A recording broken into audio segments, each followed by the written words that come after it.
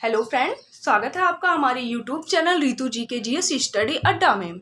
Friend, आज की video में हम आपके लिए लेकर आए हैं कुछ कॉन्सेप्चुअल क्वेश्चन जो बहुत ही ज़्यादा इम्पॉर्टेंट है और बहुत ही ज़्यादा मज़ेदार टॉपिक है।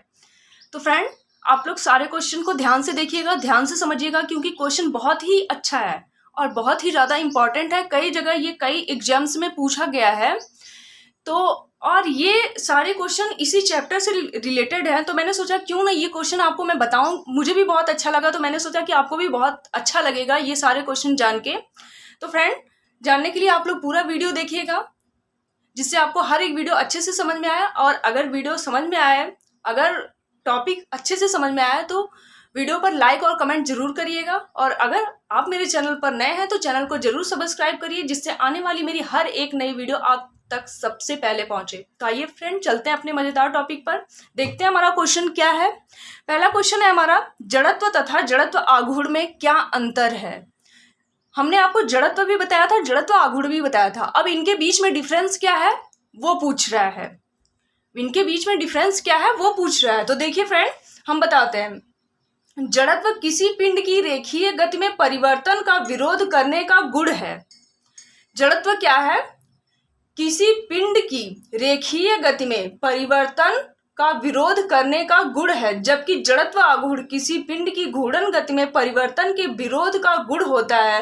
इन दोनों में मुख्य अंतर यह है कि जड़त्व केवल पिंड के द्रव्यमान पर निर्भर करता है, परंतु पिंड का किसी घूर्णन अक्ष के परितः जड़त्व आघूर्ण पिंड के द्रव्यमान के साथ साथ इस बात पर भी निर्भर करता है कि यह द्रव्यमान उस अक्ष के चारों ओर किस प्रकार वितरित है।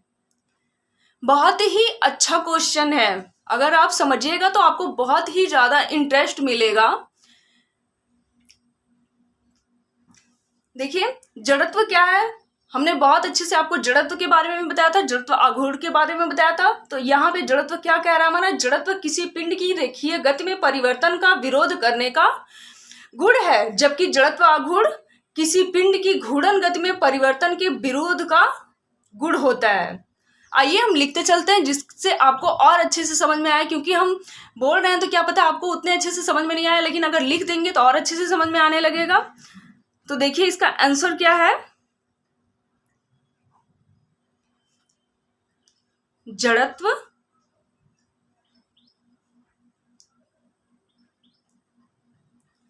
जड़त्व किसी पिंड की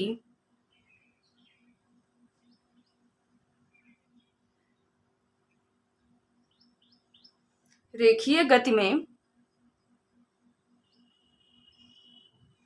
परिवर्तन का विरोध करने का गुण है।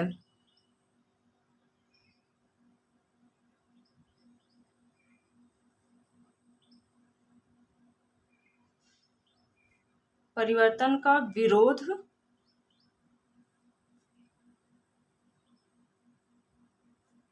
करने का गुण है,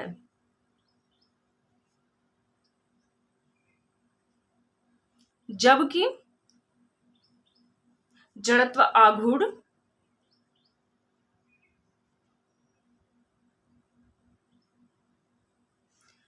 किसी पिंड की घूर्णन गति में परिवर्तन के विरोध का गुण होता है। किसी पिंड की घूर्णन गति में परिवर्तन के विरोध का क्या होता है, गुण होता है।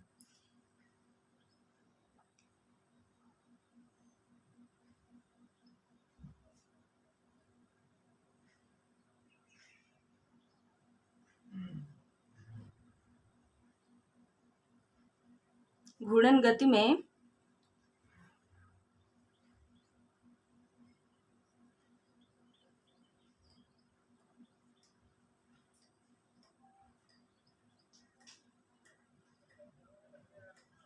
परिवर्तन के विरोध का गुण होता है।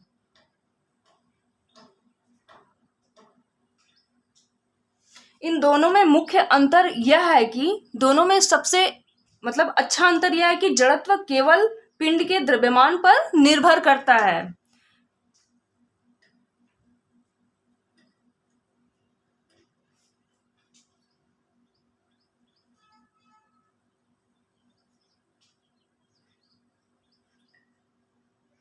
मुख्य अंतर यह है कि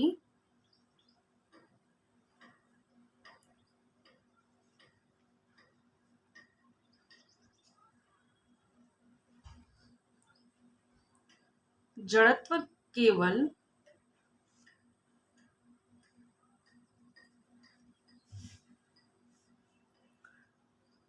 पिंड के द्रव्यमान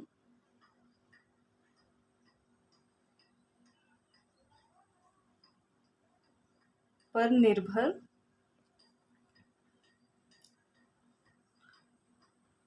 करता है, परंतु पिंड का किसी घूर्णन अक्ष के परितः जड़त्व आघूर्ण पिंड के द्रव्यमान के साथ साथ इस बात पर भी निर्भर करता है कि द्रव्यमान उस अक्ष के चारों ओर किस प्रकार से फैला हुआ है।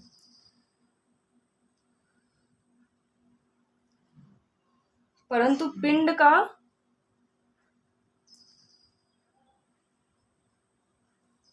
किसी घूर्णन अक्ष के परितः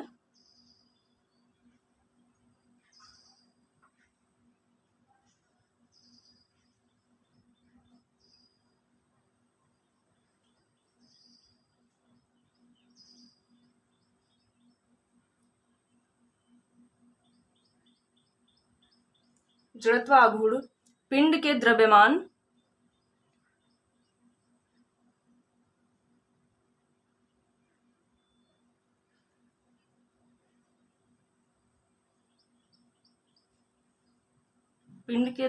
के साथ साथ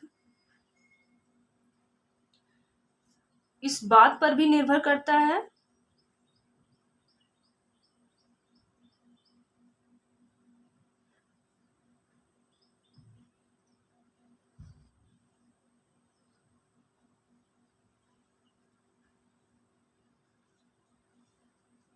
कि यह द्रव्यमान जो है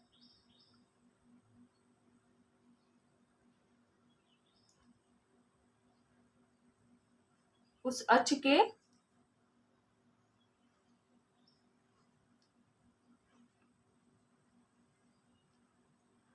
चारों ओर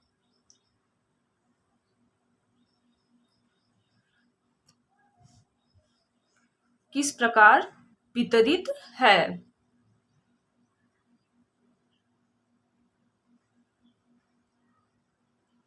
ये फ्रेंड, ये हमारा हो गया क्वेश्चन नंबर पहला, जड़त्व तथा जड़त्व आघूर्ण में क्या डिफरेंस है, इसके बारे में हमने बता दिया। अब दूसरा हम क्या क्वेश्चन बताएंगे, यदि कोई पिंड घूर्णन कर रहा है तो क्या निश्चित रूप से उस पर कोई बल आघूर्ण लग रहा है।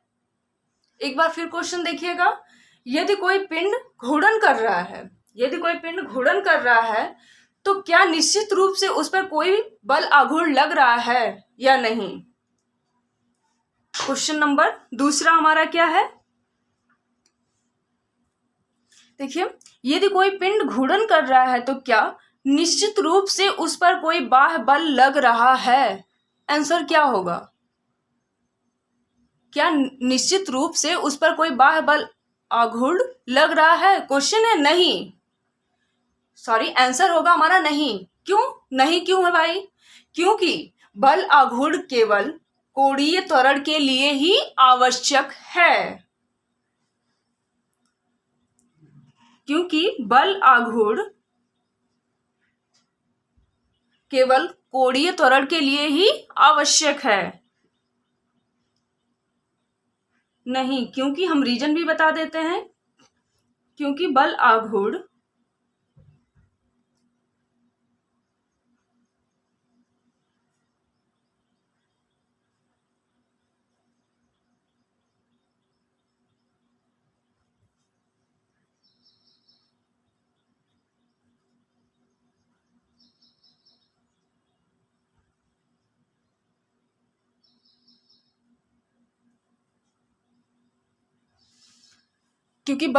केवल कोणीय त्वरण के लिए ही आवश्यक है। देखिए, हमारा क्वेश्चन नंबर 3 क्या है, पत्थर के टुकड़े को छोटी डोरी से बांधकर घुमाना आसान तथा बड़ी डोरी से बांधकर घुमाना कठिन क्यों होता है। पत्थर के टुकड़े को किसी छोटी डोरी से बांधकर घुमाना आसान है तथा बड़ी डोरी से बांधकर घुमाना क्यों कठिन होता है। तो इसका आंसर क्या होगा, बल आघूर्ण इक्वल टू क्या होता है, जड़त्व आघूर्ण गुणे कोणीय त्वरण। और जड़त्व आघूर्ण इक्वल टू क्या होता है, पहले हम फॉर्मूला बताते हैं आपको। आंसर बल आघूर्ण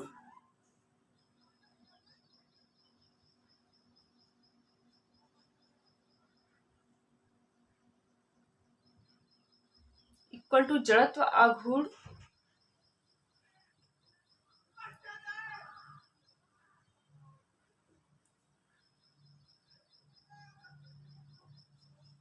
और जड़त्व आघूर्ण इक्वल टू क्या होता है,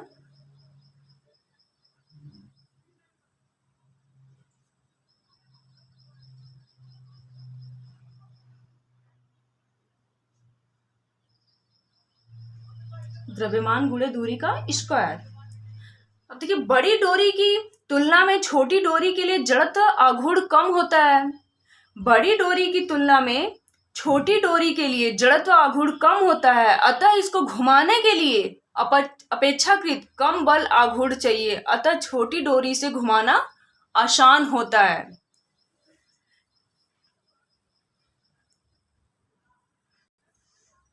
देखिए हमारा आंसर क्या होगा, बड़ी डोरी की तुलना में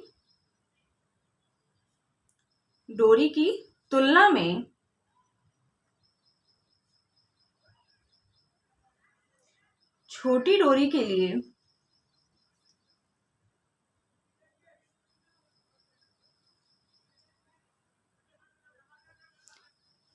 डोरी के लिए जड़त्व आघूर्ण कम होता है।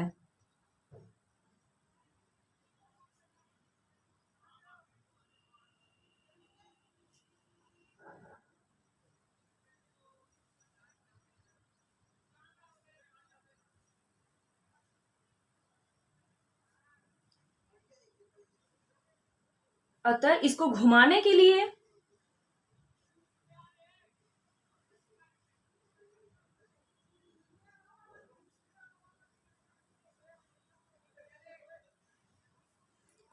अपेक्षाकृत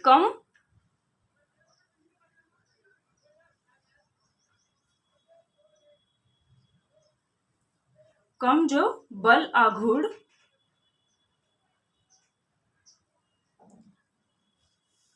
अतः इसको घुमाने के लिए कम बल आघूर्ण चाहिए,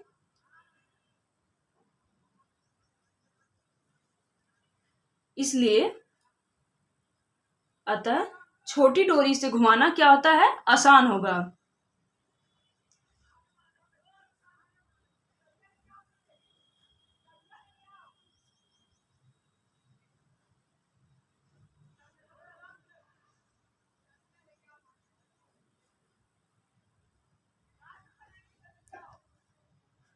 बड़ी डोरी की तुलना में छोटी डोरी के लिए जड़त्व आघूर्ण क्या कम होता है, अतः इसको घुमाने के लिए अपेक्षाकृत कम बल आघूर्ण चाहिए, अतः छोटी डोरी से घुमाना क्या होता है, आसान होगा।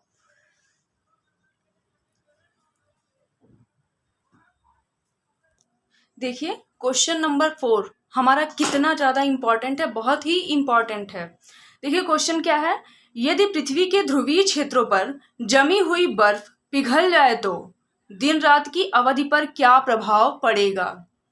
यदि पृथ्वी के ध्रुवीय क्षेत्रों पर जमी हुई बर्फ पिघल जाए तो दिन रात की अवधि पर क्या प्रभाव पड़ेगा। और यही क्वेश्चन सेम इस तरह से भी पूछा जाता है, यदि ग्लोबल तापमान से ध्रुवीय बर्फ पिघल जाए तो दिन एवं रात की अवधि पर इसका क्या प्रभाव पड़ेगा। इसी क्वेश्चन को दो तरह से एग्जाम में पूछा जाता है कि यदि पृथ्वी के ध्रुवीय क्षेत्रों पर जमी हुई बर्फ पिघल जाए तो दिन रात की अवधि पर क्या प्रभाव पड़ेगा, और दूसरी तरह से इसी क्वेश्चन को आंसर एक ही है, लेकिन इसी क्वेश्चन को दूसरी तरह से इस तरह भी पूछता है कि यदि ग्लोबल तापमान से ध्रुवीय बर्फ पिघल जाए तो दिन एवं रात की अवधि पर इसका क्या प्रभाव पड़ेगा।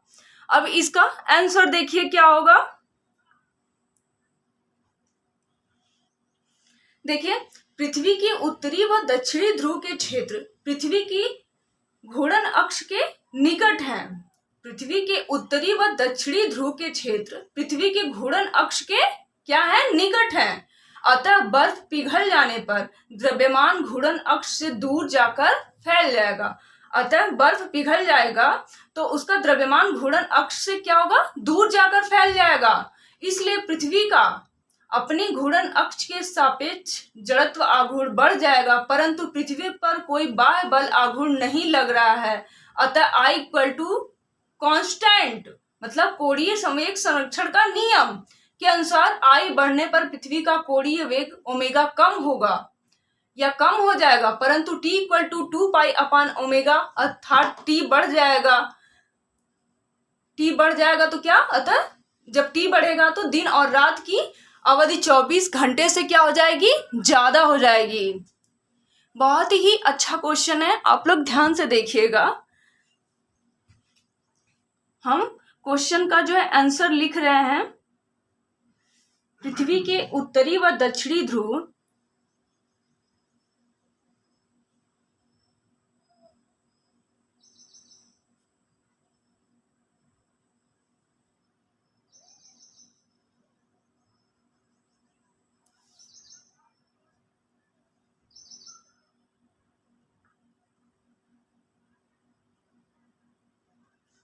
के क्षेत्र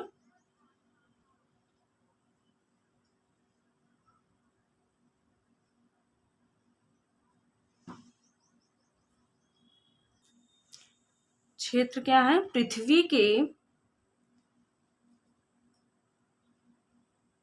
घूर्णन अक्ष के, पृथ्वी की घूर्णन अक्ष के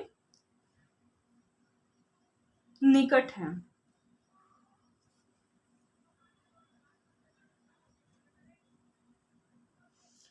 अतः बर्फ पिघल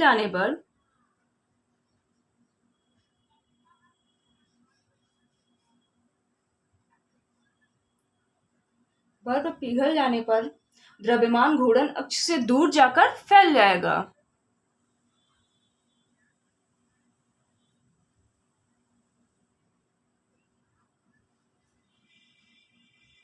घूर्णन अक्ष से दूर जाकर फैल जाएगा।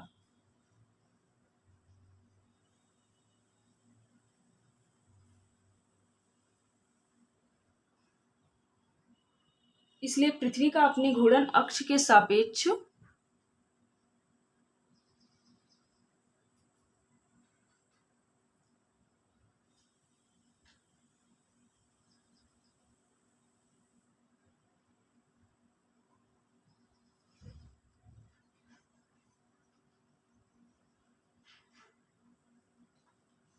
घूर्णन अक्ष के सापेक्ष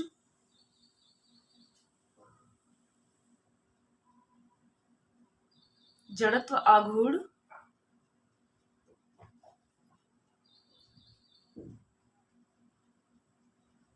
बढ़ जाएगा।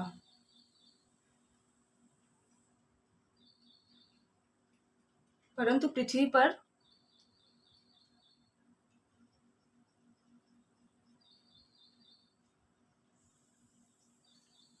कोई बाह्य बल नहीं लग रहा है।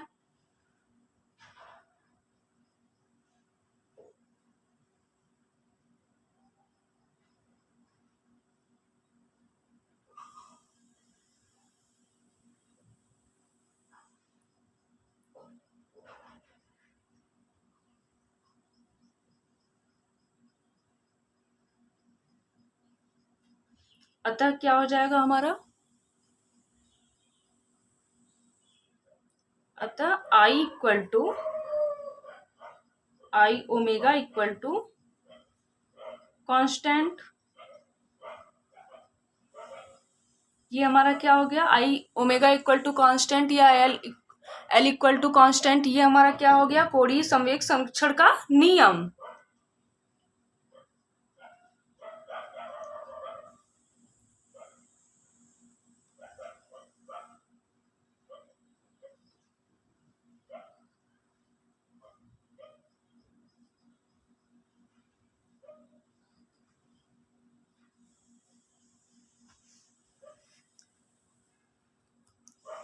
अब देखिए कोणीय संवेग संरक्षण के नियम के अनुसार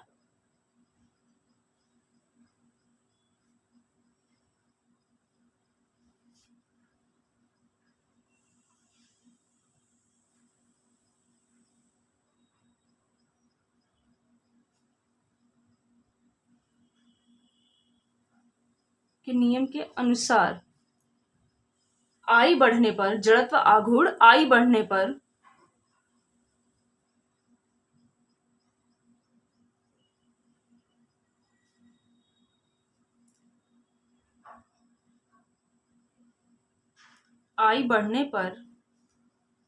पृथ्वी का कोणीय वेग ओमेगा क्या हो जाएगा, कम हो जाएगा। हमने पहले ही बताया था जब आपको कोणीय संवेग संरक्षण का नियम बताया थे, उसी नियम के अनुसार हम आपको फिर से बता रहे हैं। पृथ्वी का कोणीय वेग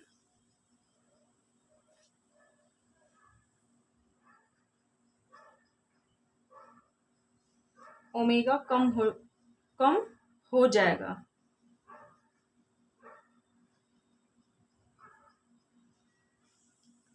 परंतु हमारा t इक्वल टू क्या होता है, 2π/ओमेगा, अतः t क्या है, बढ़ जाएगा।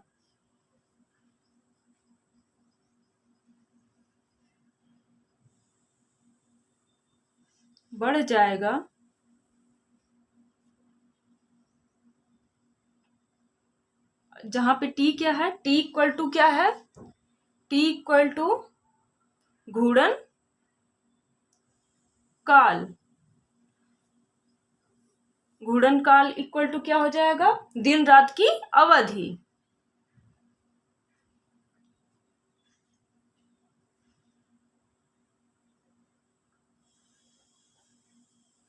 t इक्वल टू घूर्णन काल इक्वल टू दिन रात की अवधि, अतः दिन रात की अवधि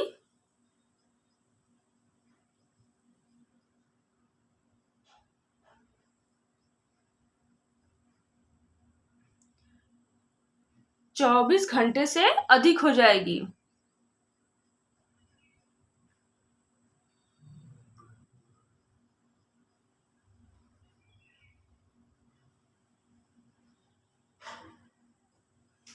ये देखिए क्वेश्चन हमारा रहा, क्वेश्चन नंबर 4 था, बहुत ही ज़्यादा इंपॉर्टेंट था। हमने आपको बता दिया ये किसी न किसी एग्जाम में आपको जरूर मिलेगा। इंटरमीडिएट में अगर आप जा रहे हैं एग्जाम देने तो इसकी मतलब ये जरूर पढ़ लीजिएगा। ये सारे क्वेश्चन में आपको कहीं ना कहीं कोई ना कोई जरूर पूछेगा। अब देखिए हमारा नेक्स्ट क्वेश्चन क्या है, किसी तेज आंधी तूफान में भंवर युक्त वायु चक्र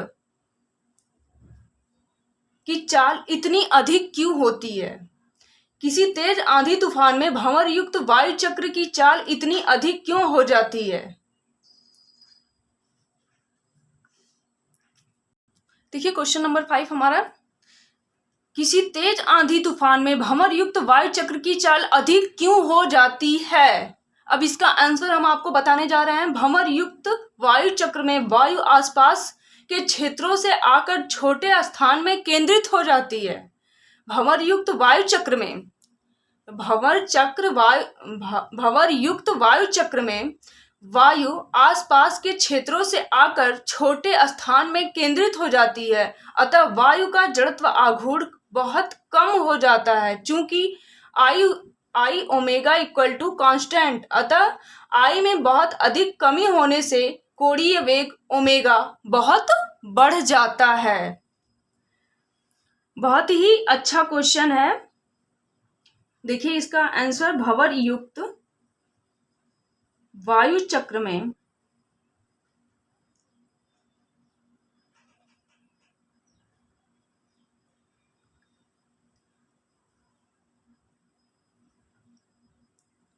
वायु आसपास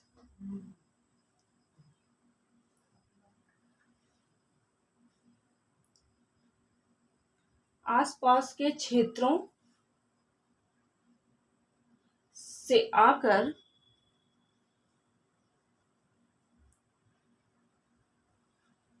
छोटे स्थान पर केंद्रित हो जाती है,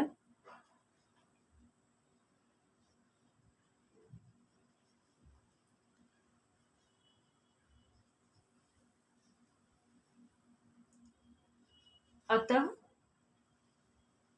वायु का जड़त्व आघूर्ण जो है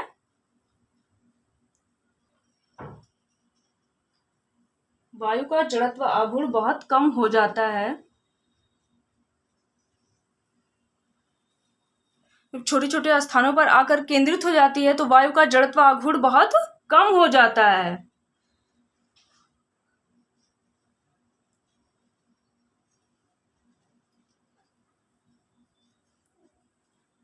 चूंकि आई ओमेगा इक्वल टू क्या होता है, कांस्टेंट, अतः आई में बहुत अधिक कमी होने के कारण, मतलब वो जड़त्व आघूर्ण में कमी होने के कारण कोणीय वेग ओमेगा बहुत ज्यादा क्या होता है, बढ़ जाता है।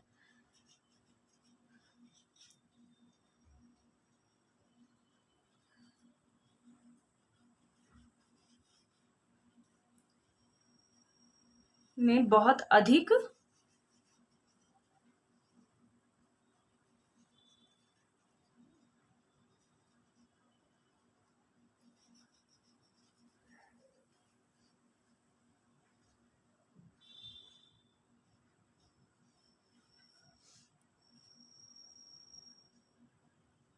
कोणीय वेग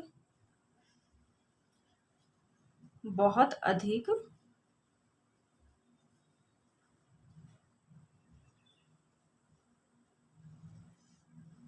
बढ़ जाता है।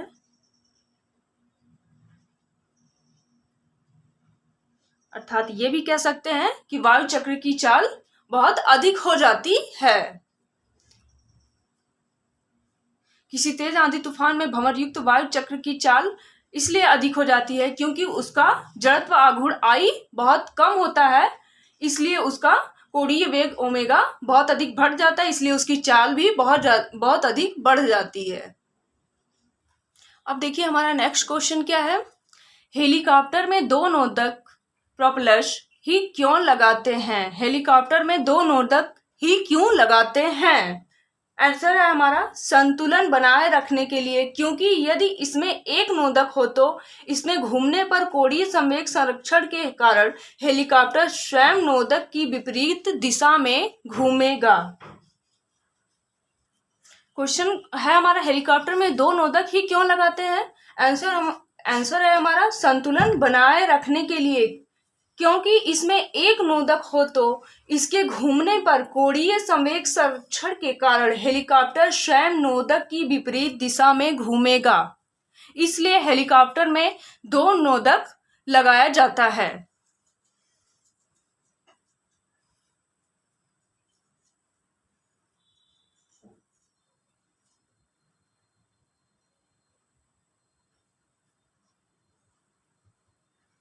संतुलन बनाए रखने के लिए हेलीकॉप्टर में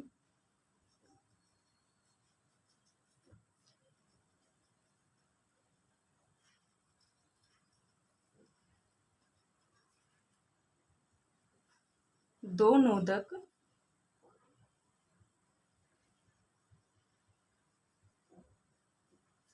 लगाते हैं, क्योंकि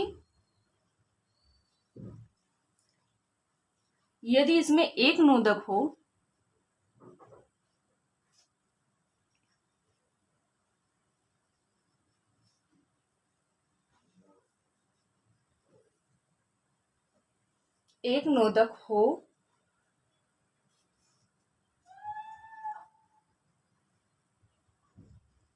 तो घूमने पर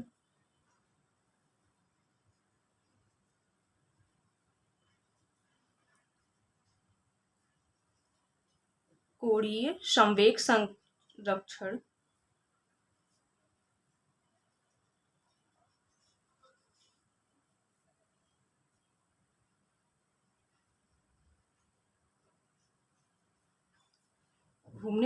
संवेग संरक्षण के कारण हेलीकॉप्टर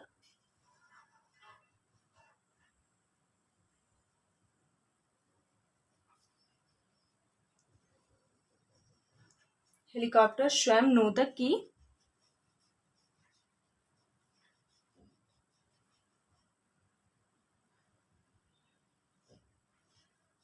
विपरीत दिशा में घूमेगा।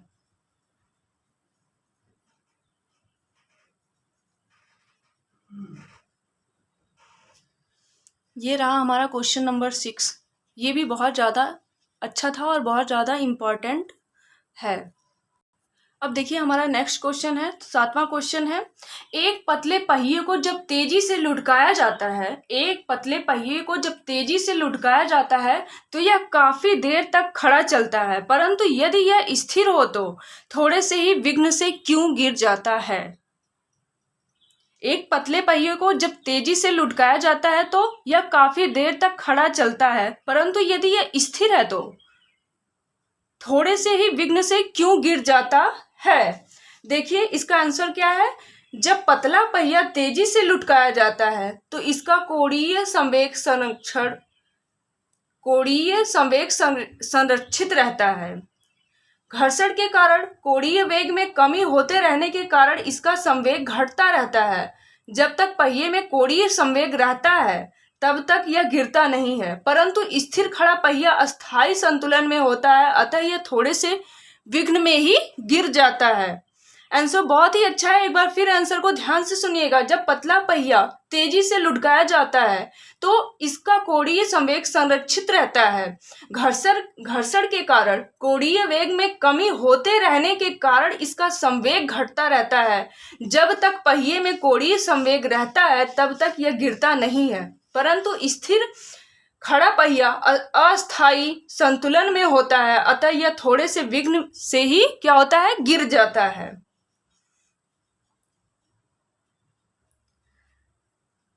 जब पतला पहिया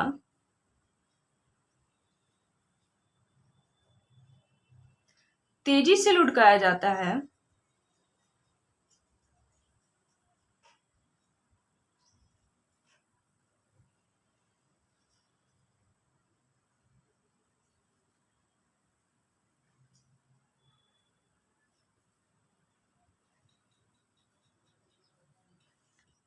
तो इसका कोणीय संवेग जो है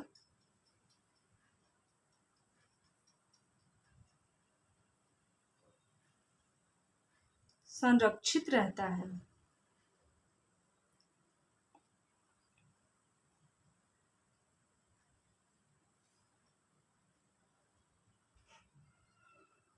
घर्षण के कारण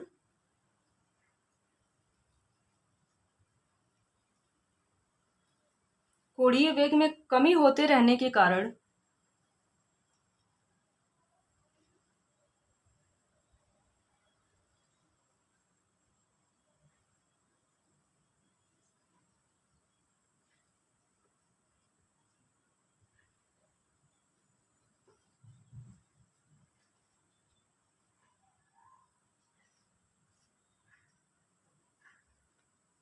इसका संवेग घटता रहता है।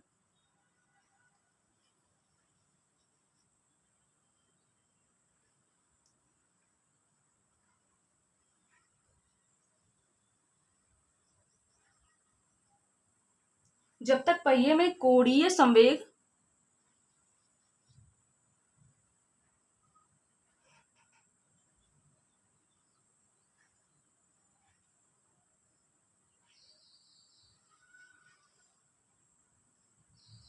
घर्षण के कारण कोणीय वेग में कमी होते रहने के कारण इसका संवेग घटता रहता है। जब तक पहिए में कोणीय संवेग रहता है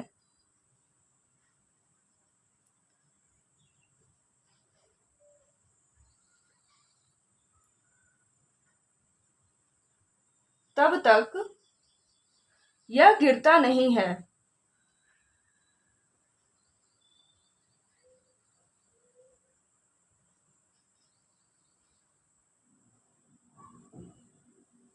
परंतु स्थिर खड़ा पहिया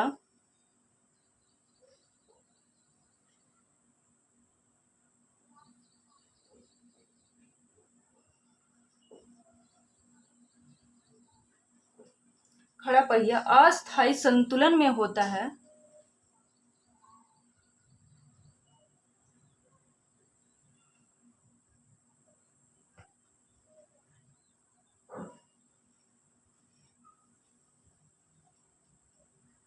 अतः थोड़े से विघ्न में ही गिर जाता है।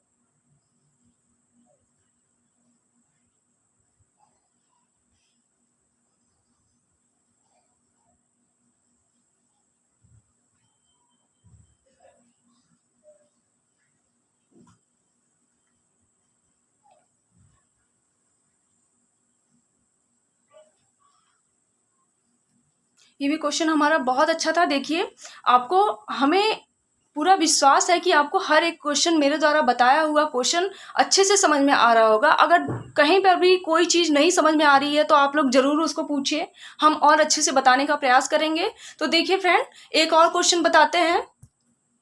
देखिए, ये हमारा क्वेश्चन है, पृथ्वी क्यों निरंतर समान गति से घूम रही है? पृथ्वी क्यों निरंतर समान गति से घूम रही है? आंसर है हमारा, पृथ्वी का द्रव्यमान बहुत अधिक है और इसका जड़त्व आघूर्ण भी अधिक है। अतः घूमती हुई पृथ्वी एक विशालकाय गतिपालक चक्र फ्लाई व्हील के समान है, जिससे वह निरंतर एक समान चाल से घूमती रहती है। पृथ्वी का द्रव्यमान जो है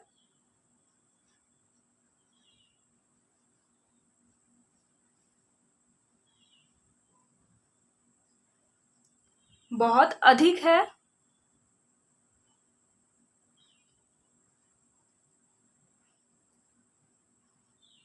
और इसका जड़त्व आघूर्ण भी अधिक है।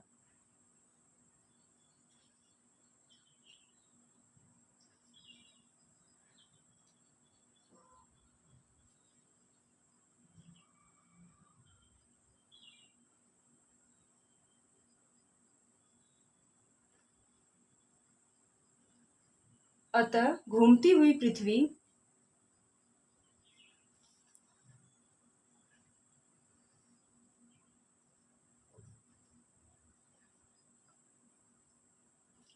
एक विशालकाय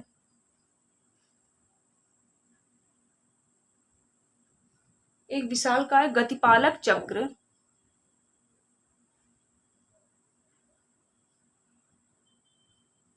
मतलब फ्लाई व्हील के, ये एल है,